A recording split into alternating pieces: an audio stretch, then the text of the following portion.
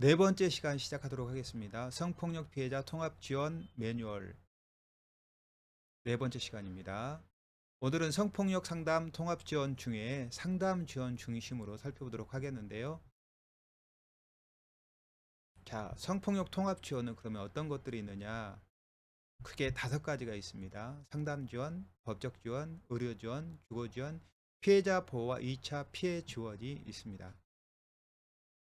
자, 그중에 상담 지원을 오늘 살펴보도록 하겠는데요. 상담 지원의 계율을 살펴보면 목적입니다. 목적은 피해자가 성폭력 사건으로서 야기된 심리 사회적 어려움을 겪게 되죠. 그래서 이 어려움에 좀 더 보다 현실적으로 합리적으로 대처하기 위한 것입니다. 또한 피해로 인해서 부정적 영향을 최소화하기 위한 것입니다. 더 나아가서 피해자 회복과 성장을 돕도록 하는 이 지원, 그것을 목적으로 두고 있습니다. 자, 그럼 피해자의 권리를 한번 살펴보도록 하겠는데요. 자, 상담원은 상담 지원에서 내담자가 다음과 같은 권리를 갖고 있음을 알게 됩니다. 다시 말해서 내담자의 권리를 보장해야 합니다. 자, 어떤 내용을 보장하고 또 필수로 알려줘야 될까요? 첫 번째는 이해와 공감, 존중받을 권리가 있다. 그리고 인간으로서 존엄성을 지닌 인격적으로 대받을 권리가 있다. 네, 이것을 보장을 해야 되겠죠. 또 직업, 나이, 이전의 성경험, 또 피해 입었을 때의 상황, 성 정체성, 가해자와의 관계, 사회 경제적 지위 이런 것들 등으로 인해 어떤 판단이나 차별을 받지 않을 권리가 있다라는 것을 알려주고 또 그런 권리를 보장해야 되겠죠. 세 번째로 상담 내용의 비밀 유지, 개인정보 보호를 받을 권리가 있다. 마지막으로 지원에 대해서 충분한 정보와 설명을 들을 권리, 또 지원을 선택할 권리, 또 자신의 지원 계획에 참여할 권리가 있다라는 것을 고지하고 또 이런 태도를 가지고 상담에 임해야 되겠죠. 자, 상담 지원 방법 중에 초기 상담은 그러면 어떻게 해야 되는지 한번 살펴보도록 하겠는데, 먼저 피해자의 말을 경청하고 지지합니다. 초기 상담은 피해자가 상담소에 처음 오잖아요. 그래서 처음 접하는 단계입니다. 그래서 상담소와의 처음 경험은 이후 내담자에게 아주 중요한 영향을 줄 수 있습니다. 어떤 영향이냐면 피해자의 치유 그리고 회복에 아주 중요한 영향을 미치게 될 수 있다. 그러니까 초기 상담이 매우 중요하다. 이런 말씀을 드리는 거죠. 상담원은 피해자의 말을 그래서 잘 들어야 되고 공감해야 되고 지지해야 되고 피해자와 신뢰로운 관계를 형성하는 것이 먼저 초기 상담에서 가장 우선적으로 이루어져야 될 내용이다. 이렇게 말씀드릴 수 있겠습니다.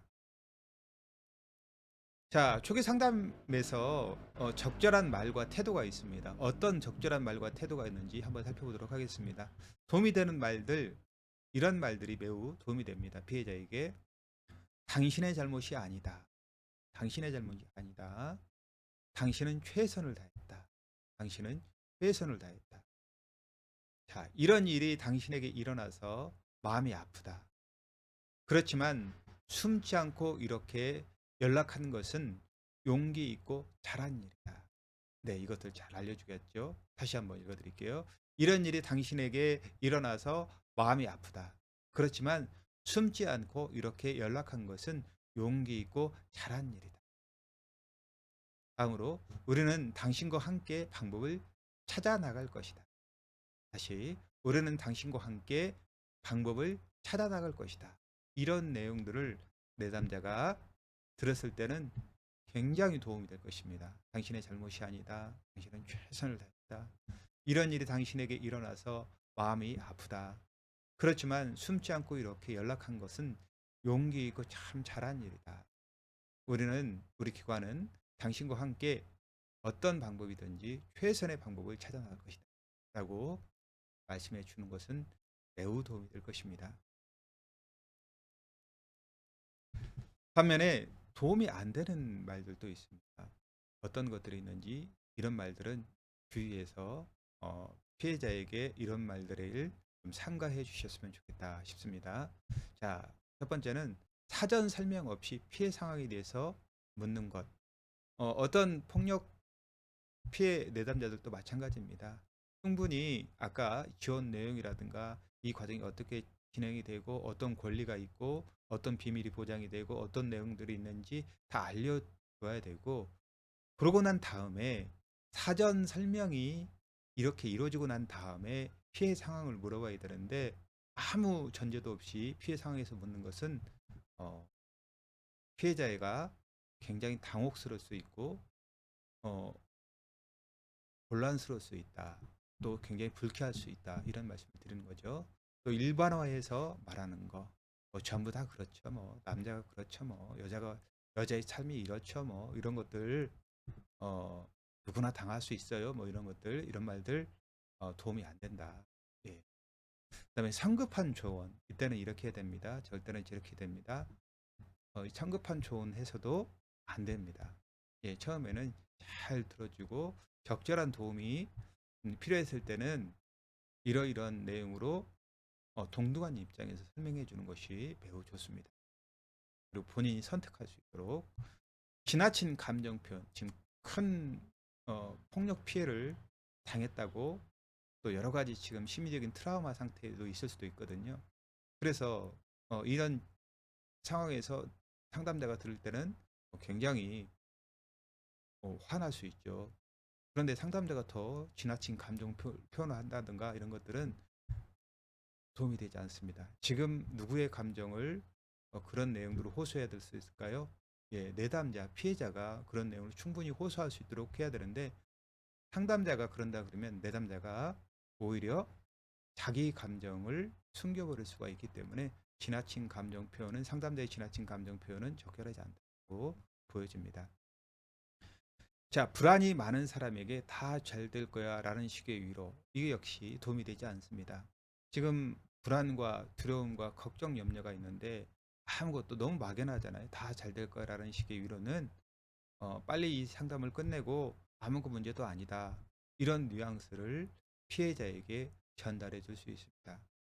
네, 이런 내용들은 어쩌면 상담원의 이슈일 수 있어요. 네, 상담원의 문제일 수 있다, 이런 말씀인 거죠. 그러니까 불안이 많은 사람에게 다 잘 될 거야라는 뭉뚱그려서 위로해 주는 것은 도움이 되지 않는다. 이런 내용들은 적절하게 살펴보는 것이 필요하다라고 말씀을 드립니다.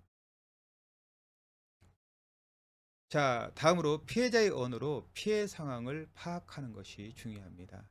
피해자에게 지금 적절한 도움을 제공하기 위해서 그런 목적이잖아요. 그러려면 뭐를 해야 됩니까? 피해자의 경험을 들어야 됩니다. 그래서 그걸 알려줘야 돼요. 적절한 도움을 저희 기관이 또는 제가 주기 위해서 지금 피해자의, 지금 누구님의 경험을 듣고자 하려고 합니다. 어떤 경험을 했는지, 어떤 지원을 받았는지, 또 어떤 지원을 원하는지, 어떤 대응을 원하는지 등에 대해서 물어봐야 돼요. 피해자가 스스로 말할 수 있는 뭐를 줘야 될까요? 여지를 줘야 됩니다. 기회를 줘야 됩니다. 자, 보통 가정폭력이든 성폭력이든 성폭력이든 가정폭력 마찬가지입니다. 보통 처음에 상담소에 들어왔을 때 어떤 말부터 해야 될지, 상담원을 만났을 때 모르는 경우들이 굉장히 많아요. 또 어떤 일로 상담소에 왔는지 그럴 때는 천천히 상담원이 물어봐야 됩니다. 천천히 이야기할 수 있도록 권해줄 필요가 있어요. 천천히 얘기할 수 있도록 권해줘야 됩니다. 또 피해자가 말하는 내용을 통해서 피해 상황을 말하는 내용을 통해서 피해 상황을 파악합니다. 보통은 피해자가 말하는 내용으로부터 이제 뭘 파악할 수 있느냐면 육하 원칙으로부터 파악할 수 있어요. 본인은 두서없이 말할 수도 있지만은, 피해자는 두서없이 말할 수 있지만은 상담원은 언제, 어디서, 누구에 의해서, 어떤 일이 어떻게 발생했는지 요거를 파악하면서 드려야 됩니다. 또 어떤 것이 하나가 빠져 있으면 그 빠진 부분에서 어, 상담원이 질문할 수 있습니다. 또 필요한 경우에 더 추가적인 질문을 할 수 있고요. 그런 과정에서 상담원이 이해가 되잖아요. 그러면 이해한 바에 대해서 상담원이 저는 이렇게 이렇게 들었는데 이런 것들이 맞을까요? 혹시나 제가 잘못 알고 있으면 더 좀 알려주실 수 있을까요? 하고 재진술하면서 그 내용을 구체화할 수 있습니다. 이때 자세가 굉장히 중요하거든요. 이때 심판적이지 않는 태도가 중요합니다. 또 지지적인 태도를 가지고 어, 상담에 임하는 것이 매우 좋습니다.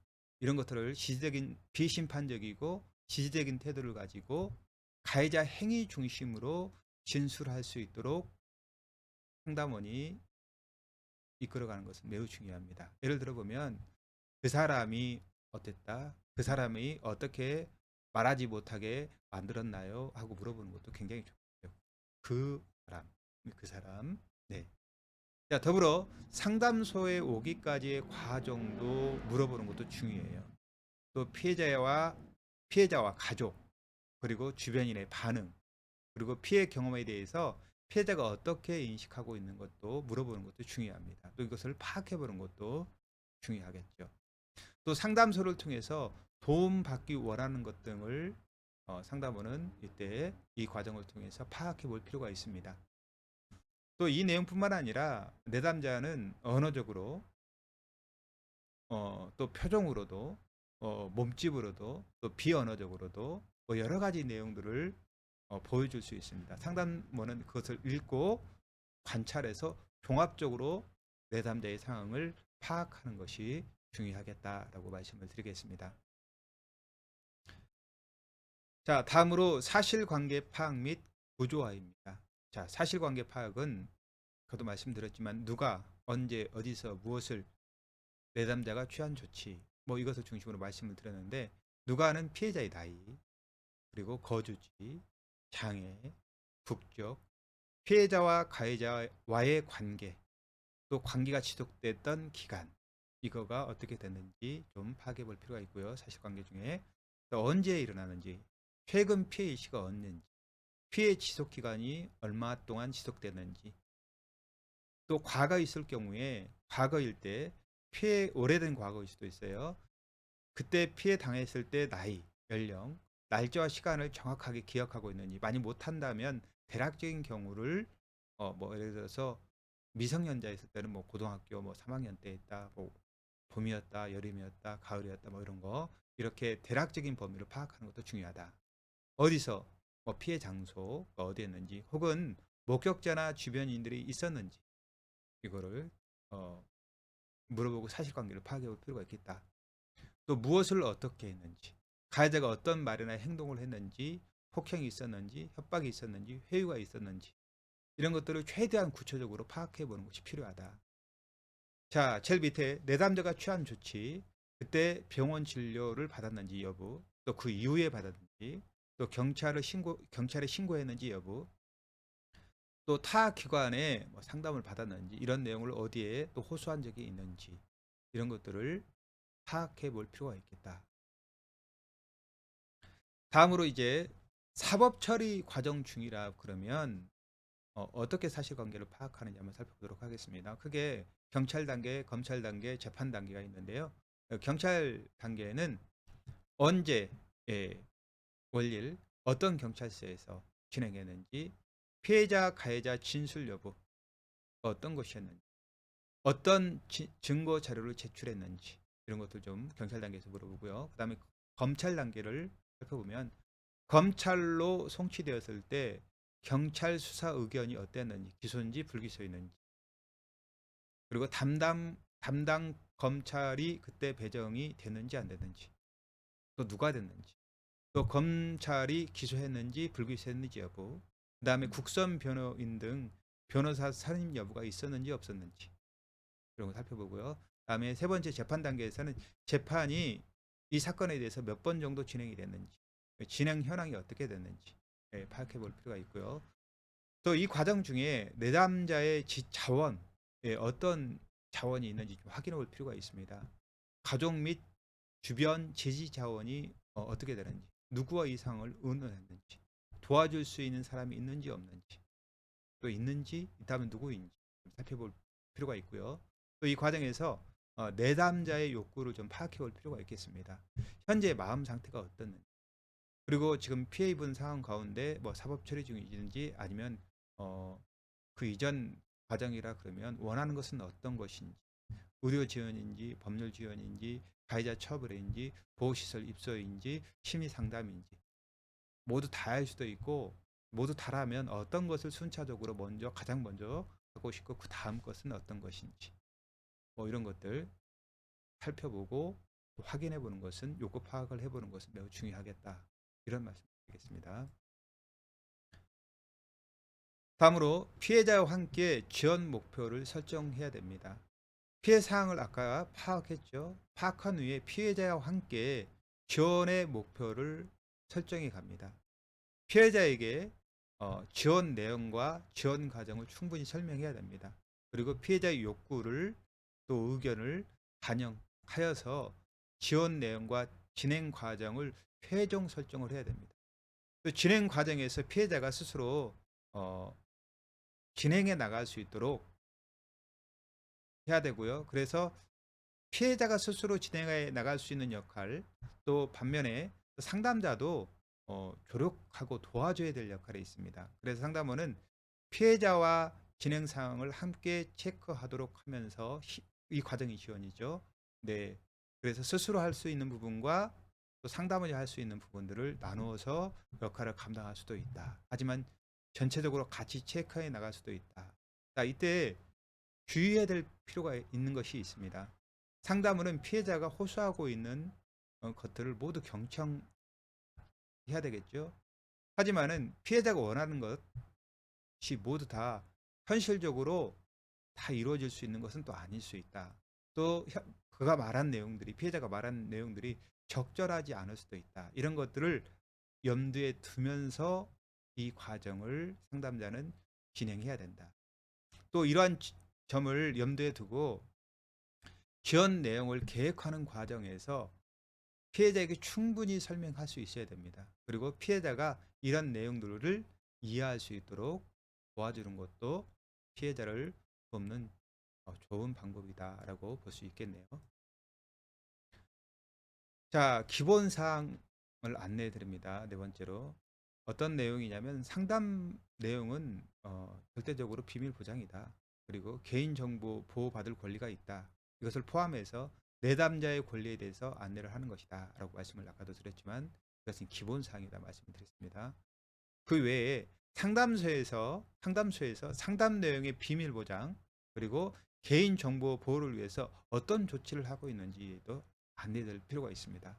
그리고 개인정보 수집 목적이라든가 수집하는 정보 내용이라든가 또 보관 기간에 대해서 얼마 정도 되는지에 대해서 안내해 줄 필요가 있습니다. 다음으로 내담자의 권리에 대해서 문서나 어, 또 내담자에게 문서로 안내해야 될 필요가 있고요. 또 상담소 홈페이지에 내담자 권리를 게시할 필요도 있습니다. 그리고 면접 상담실 등에 뭐 직접 뭐 구두로 할 수도 있지만은 상담실 벽에 눈에 보이는 곳에 게시할 수도 있습니다. 이런 과정을 통해서 내담자가 확인하고 힘을 얻을 수 있도록, 안심을 할 수 있도록 하는 과정도 필요하다, 이런 말씀을 드리는 거죠. 상담을 시작하기 전에 상담소에 대한 소개도 좀 필요하고요. 상담소에서 받을 수 있는 지원 내용이 어떤 것인지 브로셔나 이런 것도 안내해 줄 수 있고요. 지원 과정에 대해서 개괄적으로 좀 브로셔나 이런 것들 통해서 안내해 줄 수 있고, 말로도 필요하지만 브로셔나 문서화된 것들, 굿즈화된 것들, 그림화된 것들, 기호화된 것들 매우 좋다, 이렇게 말씀을 드릴 수 있겠습니다. 또한 내담자가 상담소를 처음 내방할 수도 있습니다. 그럴 경우에 상담소 위치가 어디에 있는지, 대중교통은 어떻게 되는지, 주차장이 있는지 없는지 여부, 또 걸어서 도보로 오실 때는 이동 경로가 어떻게 되는지 자세히 안내해 될 필요가 있겠다라고 말씀을 드립니다.